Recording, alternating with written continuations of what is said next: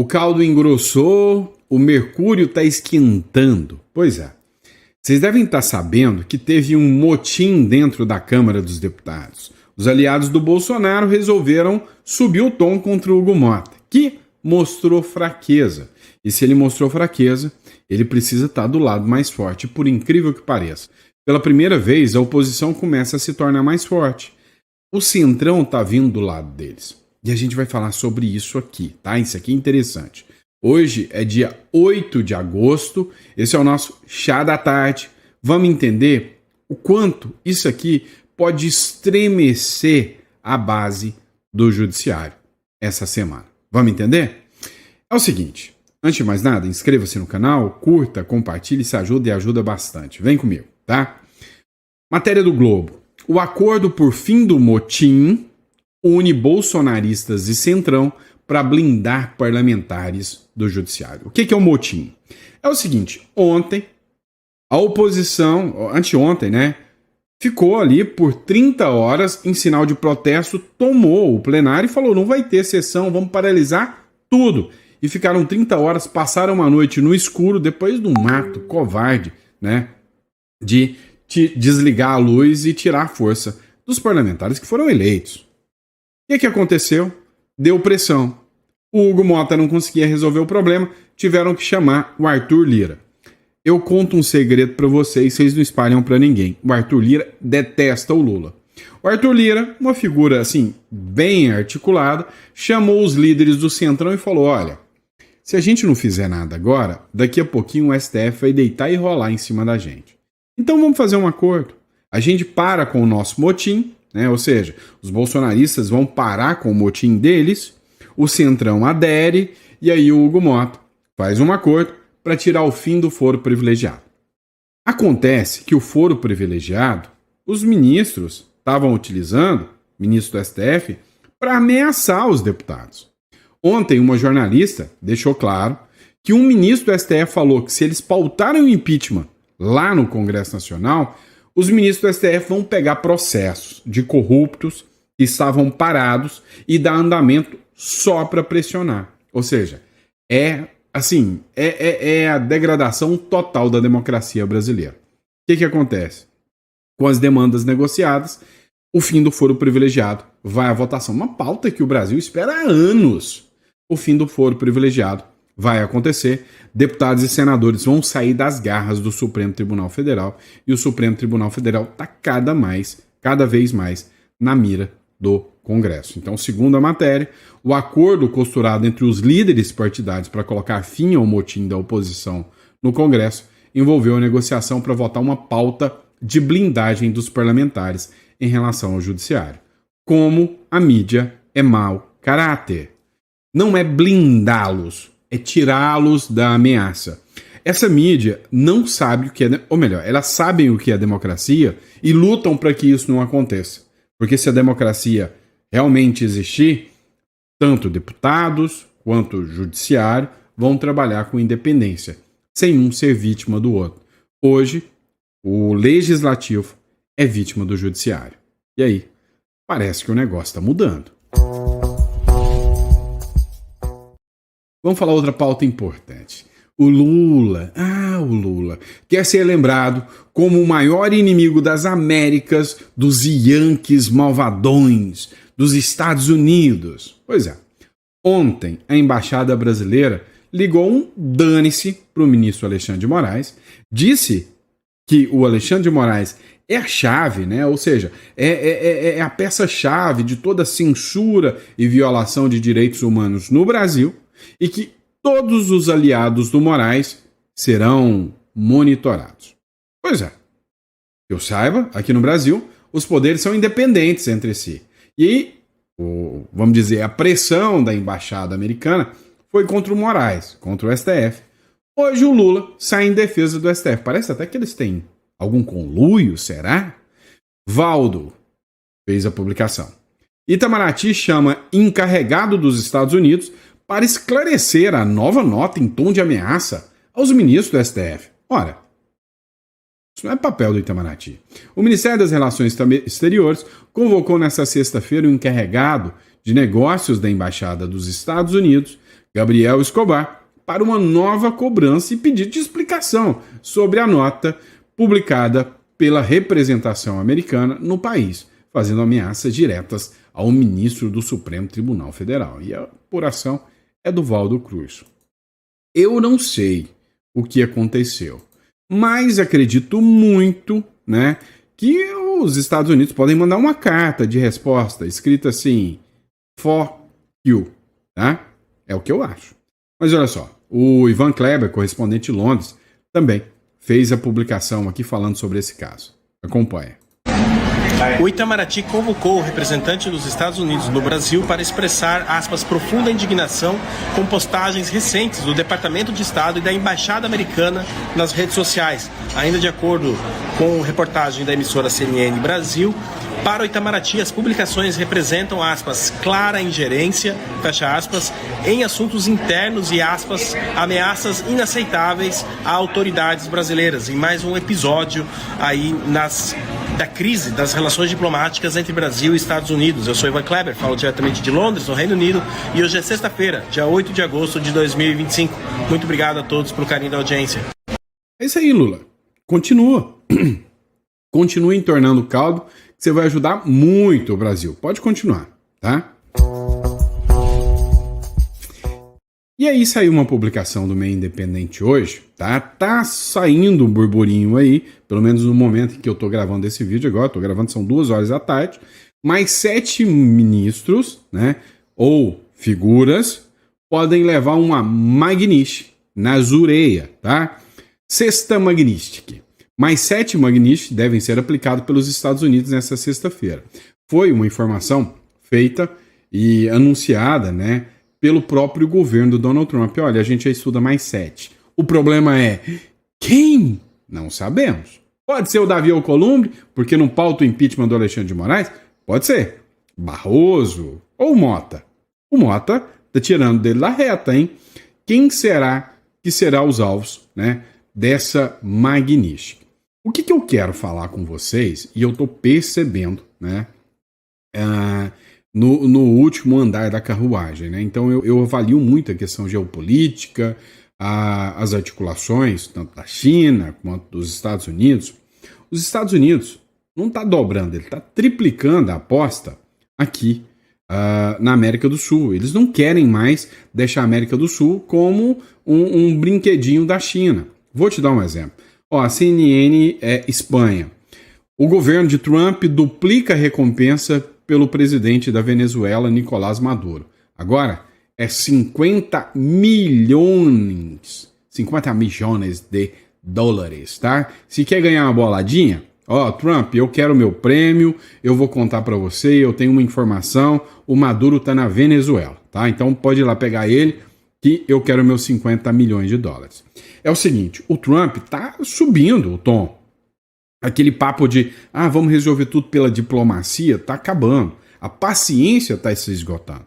Então o Donald Trump já começa a subir o tom contra Maduro, da Venezuela, sobe o tom contra os ministros do Supremo Tribunal Federal. Essa semana o Marco Rubio fez um vídeo postado para o povo cubano falando, esperem que logo Cuba será livre.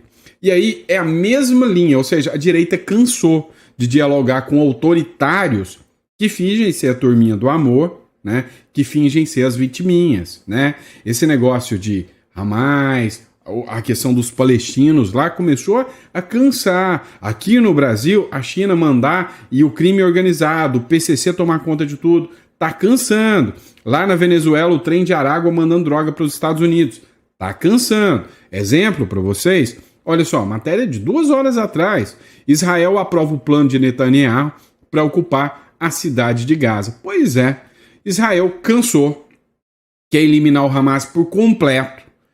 Aprovou um plano e falou, vai Netanyahu, vai, toma, avança, arranca tudo quanto é membro do Hamas lá, limpa o lugar e traz civilidade de novo lá para a Palestina, lá para a faixa de Gaza.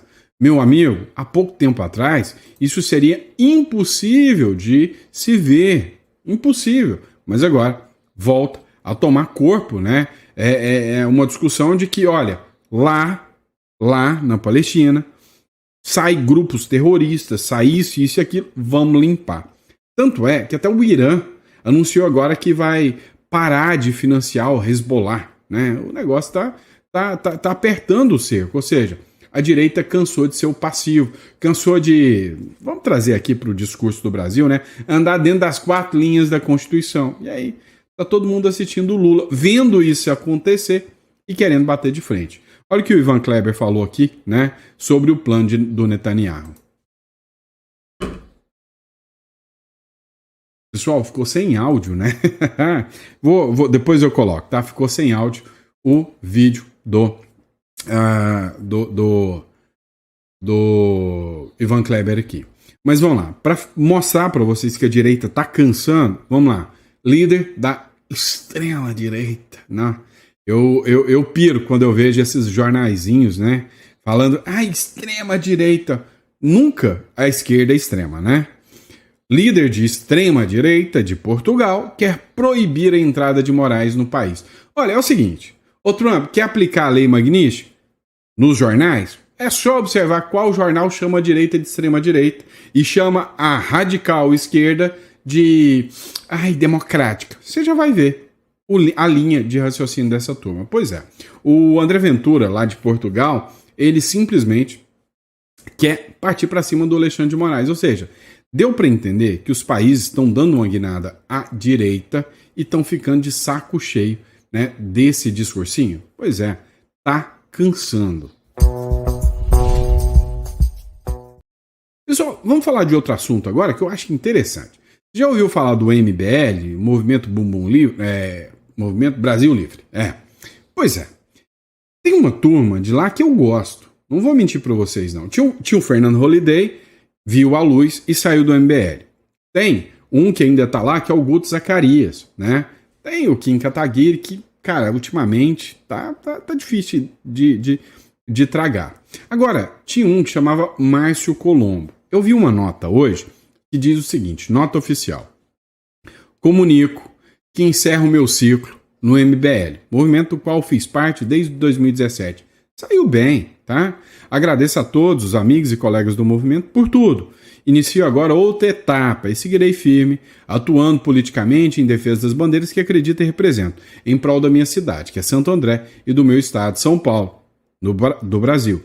E, principalmente, de todos que confiaram em meu trabalho.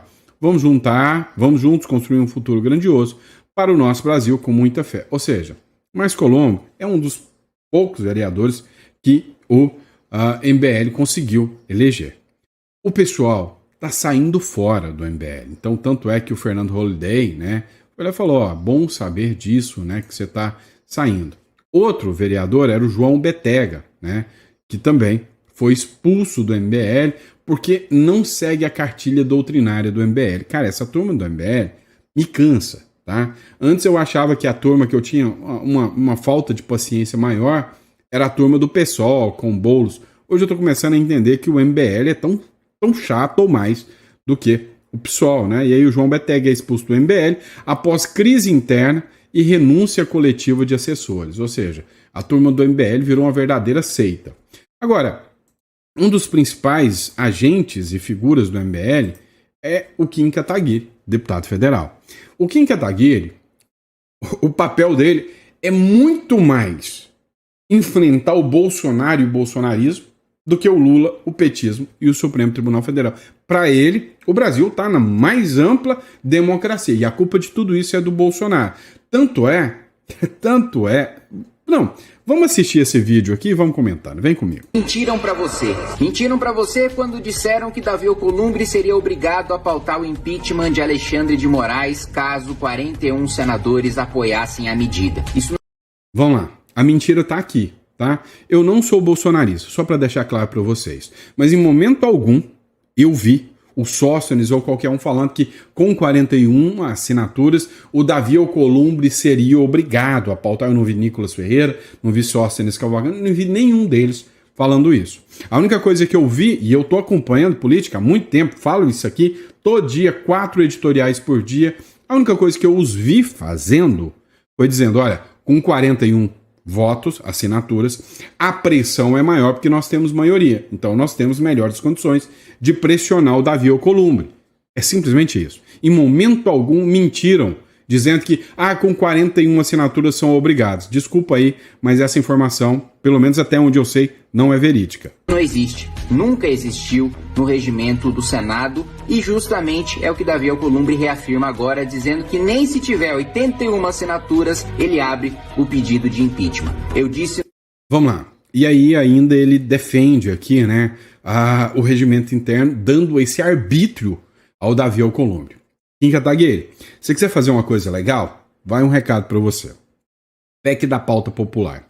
É o seguinte, você não entende que o povo é soberano? Se você entende, legal. Mas presta atenção numa coisa. Digamos que eu tenho iniciativa popular. Tá lá previsto naquela coisa que vocês não usam mais, chamada Constituição, tá?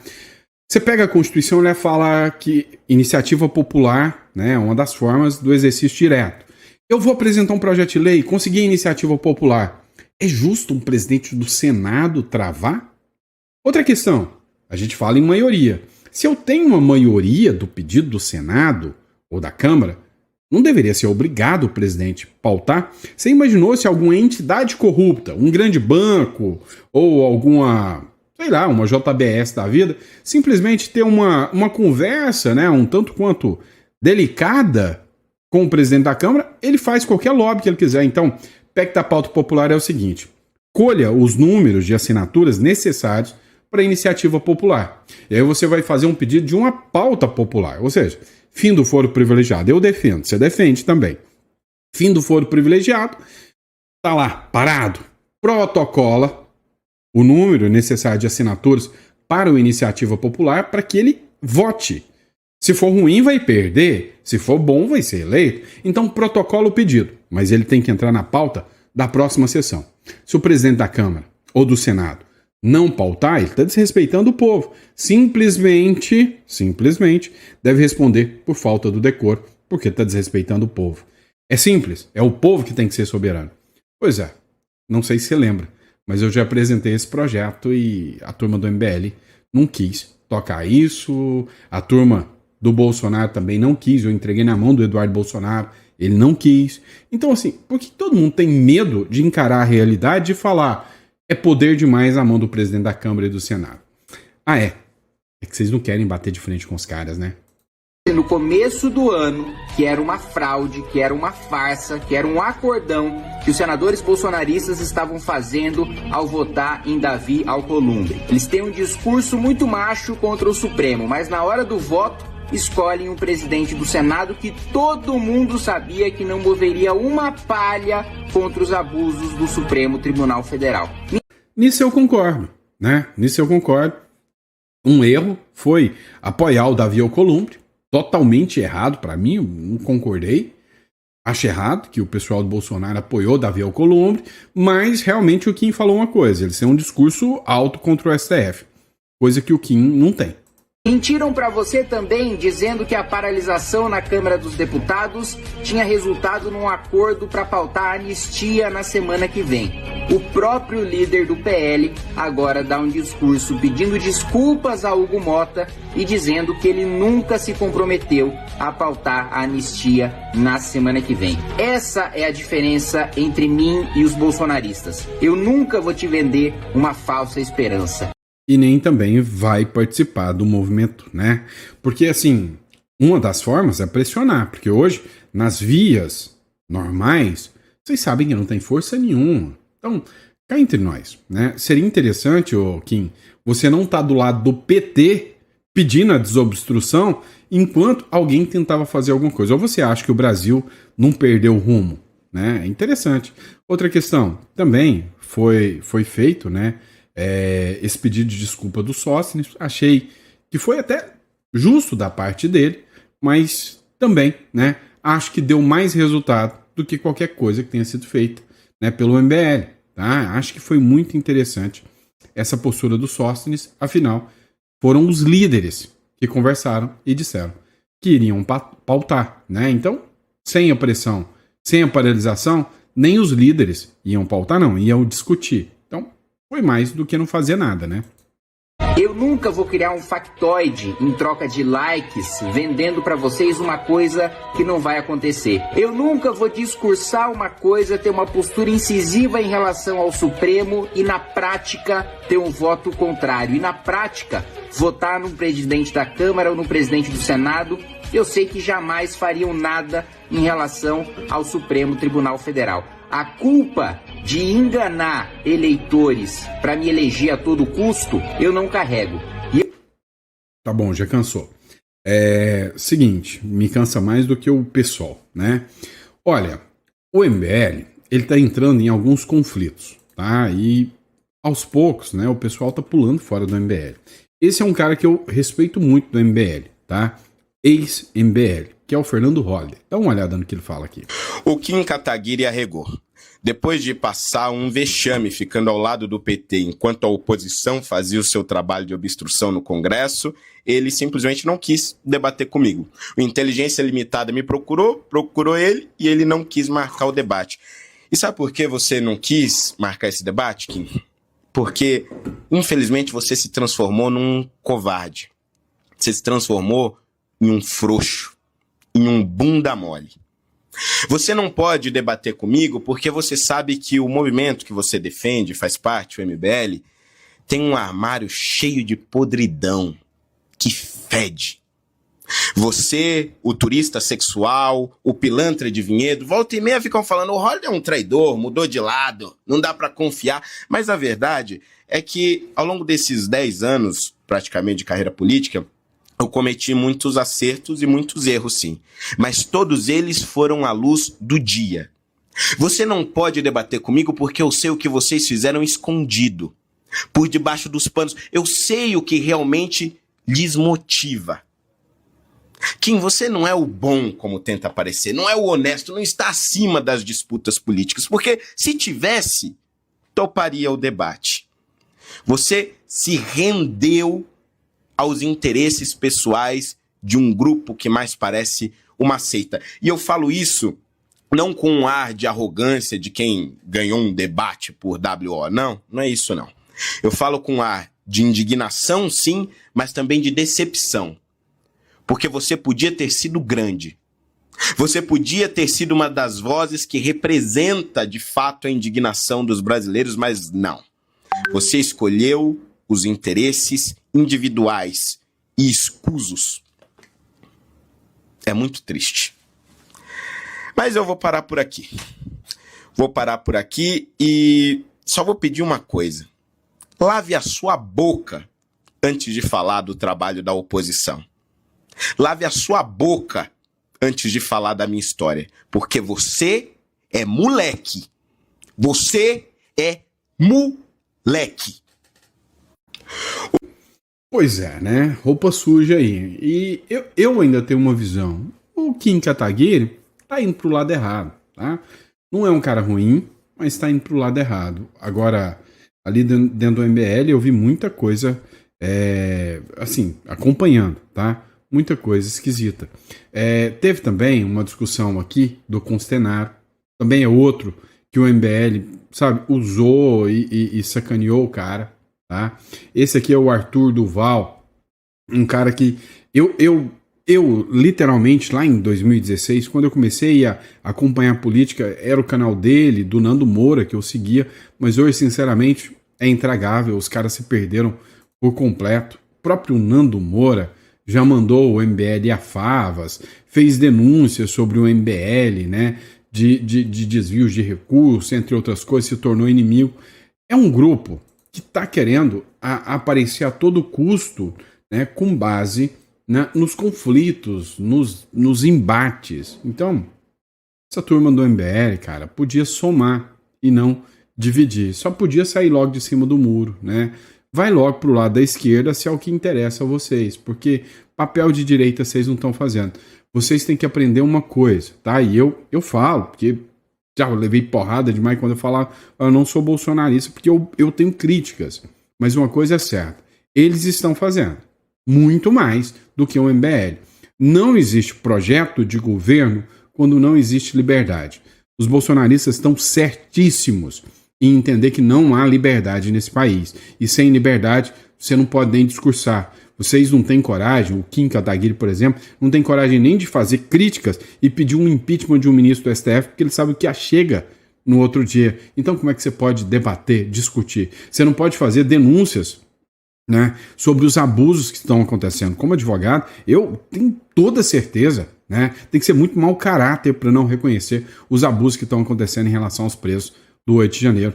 Tá? Ainda mais com a última vaza-toga. O Glenn Greenwald é um cara de esquerda e fala dos abusos. O Michael Schellenberg é um cara de esquerda e fala dos abusos. Então, é realmente deplorável e vergonhoso tudo que está acontecendo. E aí, vamos mudar de assunto, né? Porque esse assunto me cansa a minha beleza, né? Vamos lá, brincadeira à parte, vamos falar dos governadores. Um grupo de 9 governadores resolveu falar o que precisa ser dito sobre o Lula fundando a República das Bananas. É isso que está acontecendo. Governadores de direita se unem em críticas ao Supremo Tribunal Federal. O Tarcísio foi nomeado como porta-voz deles. Escuta. Existe uma questão de imprudência em termos de relação internacional, né? A gente acabou indo para um caminho muito ruim, um caminho que acabou agredindo um parceiro histórico do Brasil, um grande investidor estrangeiro direto, e a gente precisa cobrar do governo federal, que tem essa responsabilidade, que conduz a política externa, energia nas negociações. Outra coisa fundamental é que o governo anuncie, né, imediatamente, assim como alguns estados já fizeram, aquelas medidas que vão servir de mitigação dos impactos. Então, os estados estão liberando linhas de crédito, estão liberando crédito de ICMS, tem um pacote para ser liberado. Eu acho que todo o setor produtivo está inquieto, né, e precisa ver essas medidas sendo divulgadas. Com certeza, já era para ter saído. Veja que as tarifas já entraram em execução, mas a gente ainda não tem clareza daquelas medidas que serão tomadas. Ou seja, as medidas são continuar atacando os Estados Unidos, continuar a colocar a ideologia acima de tudo, continuar perseguindo opositores políticos. Essas são as medidas propostas. Outro também que falou, que a gente pode comentar, é o do Mato Grosso, o Mauro Mendes, que falou também. Deixando de lado os interesses da economia brasileira, de todos nós brasileiros. Matéria do Correio Brasiliense, pessoal. Muito claramente foi dito entre nós que nós temos que cobrar do presidente Lula que ele assuma o protagonismo dessa negociação. Ele é o presidente desse país, foi democraticamente eleito, concorde ou não com a grande parte dos brasileiros. Ele está lá como nosso presidente, representa o país e ele não pode abrir mão de dialogar com o americano. O Xi Jinping, durante esse período de crise, que é a segunda maior potência do mundo, falou mais de uma dezena de vezes com o presidente americano. O Lula não pode ficar aqui oferecendo jabuticaba, falando algumas coisas, como se estivesse jogando para o time eleitoral que ele representa, deixando de lado os interesses da economia brasileira, de todos nós brasileiros. Pois é, simplesmente o interessante aqui é entender, né, aquele discurso mequetrefe de que é culpa do Bolsonaro que nós estamos sofrendo sanções. Isso aí já caiu por terra, tanto é que a mequetrefe popularidade começou a aumentar do Lula, já despencou de novo. Caiado também falou sobre esse caso. Nesse tempo, todos nós, governadores, procuramos saídas alternativas para tentar minimizar essa crise. Mas ontem, realmente, ao ver um presidente da República, num comunicado nacional, dizer que não tem nada a falar com o presidente dos Estados Unidos, realmente é algo que mostra a total insensatez de um presidente que, ao invés de preocupar com a economia do país, com o emprego, com as empresas, com os investimentos internacionais, ele quer exatamente antecipar o processo eleitoral. É isso que causa indignação em todos nós. Olha, eu já fui muito claro com vocês. O Trump não vai ter paciência para ficar perdendo tempo com gente que não sabe o que é do Brasil. Em meio à taxa de Trump, Lula disse que o Brasil há muito tempo deixou de ser terceiro mundo. Esse sujeito analógico, ele ainda vive no tempo em que não existia redes sociais e que as mentiras da mídia eram suficientes. Brasil deixou de ser terceiro mundo? Onde? Declaração de Lula sobre Trump, sobre não aceitar a humilhação de Trump, repercutiu em TV dos Estados Unidos, que disseram que o Lula, né, até o próprio Mike Pence falou que o Lula deve ter banana amassada no cérebro, né? Jornal Nacional, no segundo dia do tarifaço ao Brasil, Lula liga para o primeiro-ministro indiano em busca de apoio. Não, peraí. Deixa eu ver se eu entendi. Tá? Jornal Nacional falando que liga para o ministro indiano. E aí vem o William Vac e fala, olha como o Lula é um gênio inteligente. O maior impacto econômico que nós podemos tomar são as tarifas dos Estados Unidos. O que é o gênio faz? Liga para os maiores inimigos. O Brasil está indo buscar apoio no grupo dos BRICS para responder ao tarifaço americano.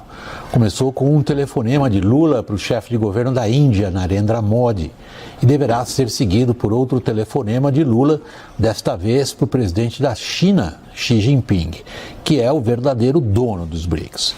Um grupo que começou pequeno foi expandido para atender aos interesses comerciais, econômicos e políticos da China. Até aqui, porém, os chineses não articularam qualquer resposta conjunta dos BRICS a tarifaços de Trump. Assim como nenhum outro país do grupo, vários deles atingidos por tarifaços, entre eles África do Sul e Indonésia, nenhum tentou até aqui articular uma resposta dos BRICS como grupo, é cada um cuidando do seu. O motivo é simples. O grupo está muito longe de formar um bloco integrado, como exemplo mais evidente para todos vocês, como é a União Europeia. A disparidade de interesses e de situações específicas vividas pelos vários integrantes dos BRICS torna mesmo quase impossível uma ação comum, fora discursos e propostas gerais. O que tem faltado ao Brasil na crise com os Estados Unidos não é exatamente apoio externo, é a definição de uma estratégia interna.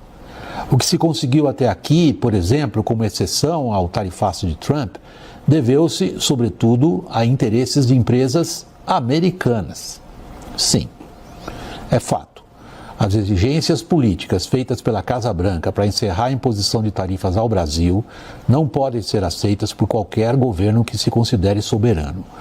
E os caminhos para um eventual diálogo, até mesmo na área comercial, parecem, neste momento, bloqueados. Bloqueados porque o Lula não quer dialogar. Cá entre nós, as questões que são discutidas, e esquece essa questão de Bolsonaro, as questões econômicas a serem discutidas mostram uma linha clara, evidente, de que os países precisam negociar, de que os países entenderam que tem que negociar. Eu sei que o vídeo passou um pouquinho do time aqui agora, mas só para a gente encerrar. Escuta só isso aqui. O presidente brasileiro faz mais estrago na nossa economia do que 10 Donald Trump. Você já tinha se dado conta disso? Você já parou para pensar no tamanho do estrago que um presidente brasileiro provoca no seu bolso? Vamos fazer as contas. Exportação anual do Brasil para os Estados Unidos, 40 bilhões de dólares. Perto da metade, taxado em 50%, que vai fazer um estrago e tanto na economia aqui do Brasil. A gente está falando de desemprego, vários setores, empresas fechando, cidades sofrendo. Um cenário ruim, que vai custar um pedaço do PIB brasileiro. Tem vários estudos sobre o impacto dessa taxação. Se a gente pegar o cenário que mais se repete nos estudos, o efeito Trump vai ser de mais ou menos 0,5% do PIB. Menos um pouquinho. Coisa de 50 bilhões de reais num ano, o que é uma fortuna. Em outras palavras, a mordida do presidente americano vale 50 bilhões de reais. Então vamos criar uma moeda chamada mordida do presidente Trump, 50 bilhões de reais. Mas e as mordidas do presidente brasileiro? De todos os presidentes brasileiros, né? Pelo menos 10 vezes mais do que isso. Conforme o cálculo, 20 vezes mais do que isso por ano. Eu sei que é difícil acreditar, mas é a pura realidade. O tarifaço do presidente brasileiro morde pelo menos 10 vezes mais do que o tarifaço americano. Começa com o dinheiro que o governo reserva para os deputados e senadores, para eles gastarem como eles bem entendem. Não segue nenhuma política pública. Emendas parlamentares. Comem 50 bilhões de reais do orçamento. Um tarifaço do Trump só nisso. Pega o desperdício no Bolsa Família. Pega um levantamento feito pelo TCU sobre o Bolsa Família em 2023. Não mudou nada de lá para cá. Se a gestão do programa melhorasse, daria para economizar 13 bilhões de reais. E... Vamos lá. Para o vídeo não ficar extenso demais, só para você entender, né? O aumento das contas públicas está ficando insuportável. Agora em 2027, o shutdown, ou seja, o Estado não vai ter dinheiro para sequer se manter. O dia que você chegar no hospital vai faltar médico, porque não tem condição de pagar. Deu para você entender o tamanho do rombo que o Brasil está encarando? Então, o mínimo que o governo deveria fazer, no mínimo, seria sentar, dialogar, conversar, amenizar o impacto e pensar na economia e parar de ser baba-ovo de ditador. Era o caminho, tá bom? Obrigado, pessoal. Fiquem com Deus. Eu vejo vocês no próximo editorial. Lembrando, se pensa em imigração para o Uruguai, clica aqui na descrição. O Brasil está indo de mal a pior.